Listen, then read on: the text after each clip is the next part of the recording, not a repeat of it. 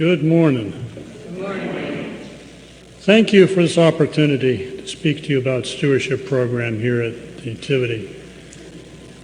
Although it might seem a little bit low-key, the Stewardship program actually is alive and active. Our pledge campaign has begun, and you may have already received your pledge cards in the mail.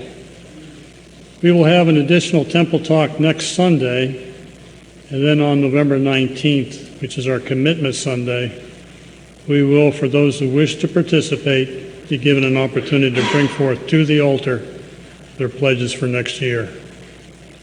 The pledge cards this year look much like those in past years. The cards offer opportunities to pledge support for the general fund and for the benevolent fund. The general fund is essentially the operating fund of Nativity. It provides for the salaried personnel, supplies, utilities, maintenance, repairs, and activities. The benevolent fund supports the work of our Northeast Pennsylvania Synod and our seminaries. Both of these funds support budgeted functions in which continuity and forecasting are required for both economy and effectiveness. They are unlike funds generated for one-time disasters.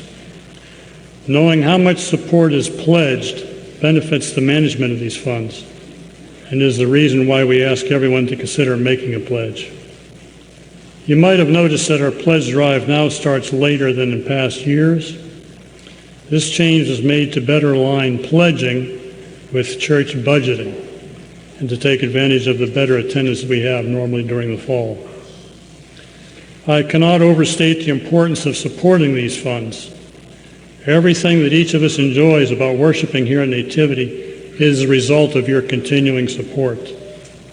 The music, the education, the preaching, the programs, the structure, the activities, all are possible only because the congregation supports the general and benevolent funds through continuing pledges.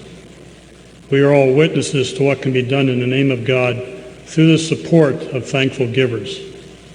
And speaking of givers, this church might be a little remiss if our givers were not properly thanked. We at Nativity have been blessed with many great and thankful givers, and I say thank you to you for all that you've made possible here at Nativity Lutheran Church. But speaking about money in a church setting is not always an easy or popular thing to do. Jesus had no problem mentioning money. 13 of his 39 parables talk about money, and one of the most powerful of his teachings wasn't even a parable. He merely pointed to the poor widow who gave away her last 2 coins, that being the story of the widow's mite in the 12th chapter of Mark.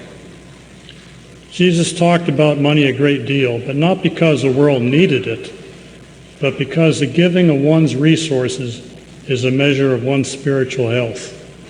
One can easily see how serious a person is about a particular endeavor by what that person spends on it. Borrowing words from our own time frame, are you serious? Show me the money. Using more biblical words, one might say that where one's treasure is, there also is one's heart. I hope that you will remember the following words when it's time to make your pledge. We offer with joy and thanksgiving what you have first given us, ourselves, our time, and our possessions, signs of your gracious love. Thank you.